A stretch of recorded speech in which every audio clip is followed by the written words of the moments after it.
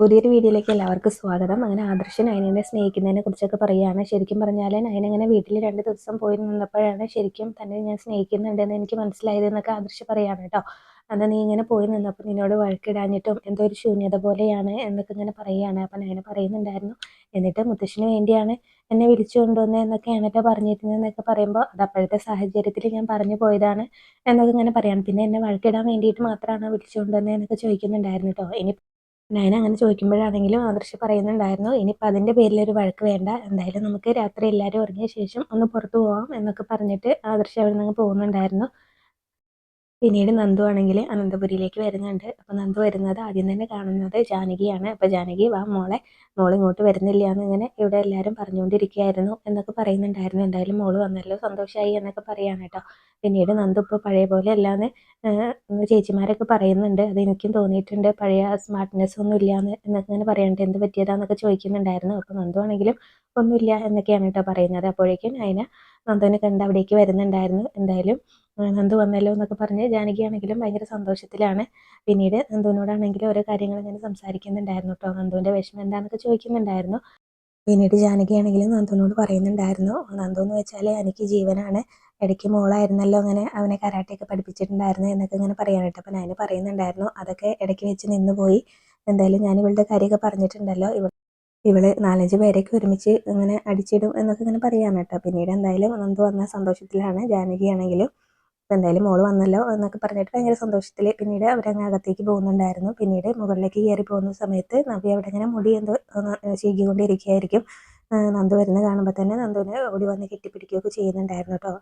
എന്നിട്ട് നന്ദു ഇങ്ങനെ വിളിക്കാത്തതിനെ കുറിച്ചൊക്കെ പറയാണ്, നീയാണല്ലോ മോളെ എന്നെ വീട്ടിൽ വെച്ച് ഏറ്റവും കൂടുതൽ വിമർശിച്ചിരുന്നത്, ഇപ്പോൾ ഒന്ന് വിമർശിക്കാൻ പോലും നീ എന്നെ വിളിക്കുന്നില്ലല്ലോ, എന്ത് പറ്റിയെന്നൊക്കെ അങ്ങനെ ചോദിക്കുകയാണ് കേട്ടോ നന്ദുവിനോട്. പിന്നീട് നവ്യയ്ക്കാണെങ്കിലും ഓരോ സംശയങ്ങളൊക്കെ ഉണ്ട്, നന്ദു ഇങ്ങനെ വല്ല പ്രേമത്തിലും ചെന്ന് ചാടിയോ എന്നുള്ളൊരു സംശയമൊക്കെ അങ്ങനെ പറയുന്നുണ്ടായിരുന്നു കേട്ടോ. അപ്പം നന്ദു ആണെങ്കിലും ഇങ്ങനെ അങ്ങനെയൊന്നുമില്ല എന്നൊക്കെ ഇങ്ങനെ പറഞ്ഞുകൊണ്ടിരിക്കുകയാണ് കേട്ടോ. അപ്പോൾ വീണ്ടും നവ്യാണെങ്കിലും ആ സമയത്ത് പറയുന്നുണ്ടായിരുന്നു, ഇന്ന് നമുക്ക് എന്തായാലും നന്നായിട്ട് അടിച്ച് പൊളിക്കണം എന്നൊക്കെ പറയാണ്. അപ്പോൾ നന്ദു പറയുന്നുണ്ടായിരുന്നു, ഞാനൊന്നിനുമില്ല, ഞാൻ എന്തായാലും ഇങ്ങനെ ചേച്ചി നിർബന്ധിച്ചുകൊണ്ട് വന്നതാണ്, കല്യാണം കഴിഞ്ഞ് കല്യാണം കൂടണം, അത് കഴിഞ്ഞ് വീട്ടിൽ തിരിച്ചു പോകണം എന്നൊക്കെയാണ് കേട്ടോ പറഞ്ഞുകൊണ്ടിരിക്കുന്നത്. അപ്പം നവ്യ പറയുന്നുണ്ടായിരുന്നു, കണ്ടോ കണ്ടോ ഞാൻ പറഞ്ഞില്ലേ മുൻപ് ഇവളിങ്ങനെയായിരുന്നോ എന്നൊക്കെ പറഞ്ഞിട്ട് നവ്യയ്ക്കാണെങ്കിൽ വീണ്ടും സംശയമാണ്. ഇവൾക്കും നിങ്ങൾക്ക് എല്ലാവർക്കും എന്തൊക്കെയോ അറിയാം, എന്നോട് മാത്രമാണ് ആരൊന്നും പറയാത്തത്, എന്നോട് എന്തിനാ എല്ലാവരും ഇങ്ങനെ മറച്ചു വെക്കുന്നത്, അപ്പോൾ നിനക്ക് എന്തെങ്കിലും ഒരു പ്രശ്നം ഉണ്ടെങ്കിൽ ഇപ്പം നിൻ്റെ കൂടെ ഒരുപാട് ആളുകളുണ്ട്, എൻ്റെ ഭർത്താവ് ഒരു വേസ്റ്റ് ആണെങ്കിലും ആദർശേട്ടനോട് പറഞ്ഞിട്ടുണ്ടെങ്കിൽ നമ്മുടെ കൂടെ നിൽക്കും, നീ എന്തായാലും തുറന്നു പറയുക എന്നൊക്കെ പറയാനുണ്ട്. അപ്പോൾ നന്ദു പറയുന്നുണ്ടായിരുന്നു, അങ്ങനെ തുറന്നു പറയാൻ മാത്രം ഒന്നുമില്ല എന്ന് പറയും കേട്ടോ. പിന്നീട് നയനയ്ക്കാണെങ്കിലും എന്തൊക്കെ കാര്യം അറിയാമെന്ന് പറഞ്ഞിട്ട് നവ്യ വീണ്ടും നയനയോട് പറയുന്നുണ്ടായിരുന്നു. അപ്പോൾ നയന പറയും, ഇങ്ങനെ വീണ്ടും കുത്തി കുത്തി ഒന്നും ചോദിക്കുകയൊന്നും വേണ്ട, എന്തായാലും അവൾ കല്യാണം കൂടാൻ വന്നതല്ലേ, കല്യാണം കൂടിയിട്ട് അവൾ തിരിച്ചു പോട്ടെ, എന്നിട്ട് നമുക്ക് അവളുടെ മനസ്സിലുള്ളത് എന്താണെന്ന് കണ്ടുപിടിക്കാം എന്നൊക്കെ ഇങ്ങനെ നവ്യനോട് നയന പറയാണ് കേട്ടോ. ആ സമയത്താണെങ്കിലും നവ്യയ്ക്കാണെങ്കിലും ഭയങ്കര ഒരു സങ്കടമൊക്കെ ഉണ്ട് കേട്ടോ.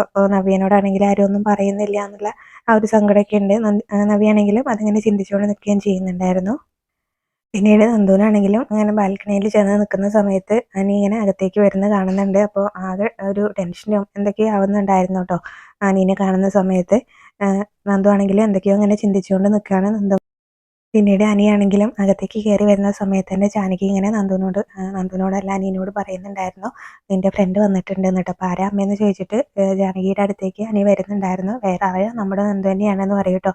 അപ്പോൾ അവൾ വന്നോ, ഞാൻ ഇങ്ങനെ അവിടെ നേരത്തെ വരുമെന്ന് വിചാരിച്ചതല്ല എന്നൊക്കെ ഇങ്ങനെ പറയുകയാണ് കേട്ടോ ജാനകി. അപ്പോൾ പറയുന്നുണ്ടായിരുന്നു, അവളുടെ 2 ചേച്ചിമാരും ഇവിടുത്തെ മരുമക്കളല്ലേ, പിന്നെ അവൾ മാത്രമല്ല അവളുടെ അച്ഛനും വരേണ്ടതായിരുന്നു, അതല്ലേ നാട്ടുനടപ്പ് എന്നൊക്കെ പറയാം കേട്ടോ. ഇനിയിപ്പോൾ എന്തായാലും നിങ്ങൾ രണ്ടുപേരും നിങ്ങളുടെ മനസ്സിലുള്ള കാര്യങ്ങളൊക്കെ ഷെയർ ചെയ്യേ, രണ്ടുപേർക്കും സമാധാനമാവട്ടെ എന്നുള്ള രീതിയിലൊക്കെ സംസാരിക്കുകയാണ് കേട്ടോ. അപ്പോൾ എനിക്കാണെങ്കിലും ഭയങ്കര സന്തോഷമാണ്. എന്നിട്ട് ജാനകിനോടാണെങ്കിലും പറയുന്നുണ്ടായിരുന്നു, എന്തായാലും എനിക്കിങ്ങനെ സംസാരിക്കാൻ ഒരാളായല്ലോ എന്നൊക്കെ ഇങ്ങനെ പറയാണ് കേട്ടോ.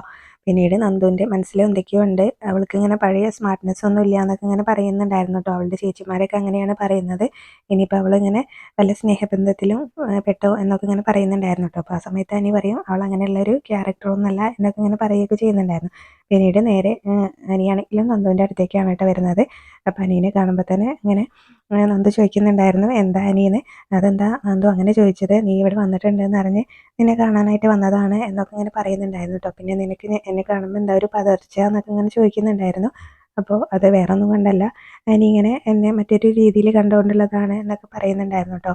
അപ്പോൾ അങ്ങനെ ഞാൻ കണ്ടാലും പിന്നീട് പറയുന്നുണ്ടായിരുന്നു, അങ്ങനെ കല്യാണത്തിന് മുന്നേ സ്നേഹിക്കാത്ത ആരും ഉണ്ടാവില്ലല്ലോ, നമുക്കിങ്ങനെ ഒരാളോട് ഇഷ്ടം തോന്നി വെച്ചിട്ട് പിന്നെ നമ്മളിങ്ങനെ നല്ല സുഹൃത്തുക്കളല്ലാതെ ഇരിക്കേണ്ട ആവശ്യമൊന്നുമില്ലല്ലോ എന്നൊക്കെ പറയുന്നുണ്ടായിരുന്നു. പിന്നീട് അനിയാണെങ്കിലും പറയുന്നുണ്ടായിരുന്നു, ഞാനിങ്ങനെ അങ്ങനെ വിചാരിച്ചതിൽ നന്ദും തെറ്റുകാരി തന്നെയാണ്. നമ്മുടെ ഫ്രണ്ട്സ് പോലും നമ്മുടെ കൂടെ എപ്പോഴും ഉണ്ടാവുന്ന രാകേഷും വിഘ്നേഷും ഒക്കെ നമ്മളിങ്ങനെ സ്നേഹത്തിലാണെന്ന് വിചാരിച്ചില്ലേ, അപ്പോൾ നന്ദും തെറ്റുകാരി തന്നെയാണ് എന്നൊക്കെ ഇങ്ങനെ പറയുകയാണ് കേട്ടോ. ആ സമയത്ത് നന്ദു പറയുന്നുണ്ടായിരുന്നു, എൻ്റെ മനസ്സിൽ എന്താണെന്നുള്ളതെന്ന് ഞാൻ തുറന്നു പറഞ്ഞില്ലേ എന്നൊക്കെ ഇങ്ങനെ അങ്ങനെ പറഞ്ഞിട്ട് അവരിങ്ങനെ സംസാരിക്കുന്നുണ്ടായിരുന്നു. പിന്നീട് നയനേച്ചിയൊക്കെ ഇപ്പോഴും പറയുന്നുണ്ട് അനാമികേനെ ഇങ്ങനെ സ്നേഹിക്കുന്നില്ല എന്നുള്ള കാര്യമൊക്കെ ഇപ്പോഴും പറയുന്നുണ്ട് എന്നൊക്കെ ഇങ്ങനെ പറയുകയാണ് കേട്ടോ.